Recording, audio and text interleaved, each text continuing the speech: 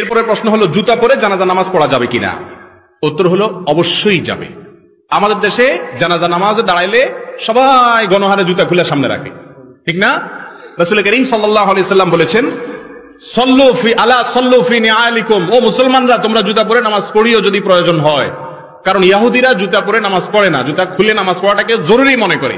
তোমাদের কখনো ঠেকায় পড়ে গেলে দরকার হলে জুতা পরে নামাজ পড়তে পারো।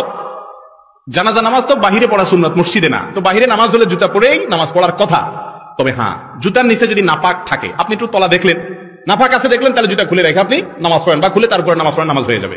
কিন্তু যদি দেখেন যে না, নাপাকের কোনো আলামত নাই, মাটি কাদা তো থাকবে, এটা তো আর নাপাক না। মাটি কি নাপাক? অতএব মাটি ধুলাবালি থাকলে ওইটা নিয়ে নামাজ পড়া যাবে। নাপাক দেখলে সেটা শুধু খুলে রাখবেন। আর আজকাল নাপাক কোথায়? আগে তো যেখানে সেখানে পায়খানা করতে মানুষ, এখন তো আলহামদুলিল্লাহ সব পাকা পায়খানা, যার কারণে যেখানে সেখানে তো নাপাক থাকেও না। যদি থাকেও, পরবর্তীতে জুতা কত জায়গা দিয়ে হাঁটতে হাঁটতে হাঁটতে ওইটা মুছে আলামত শেষ হয়ে যায়।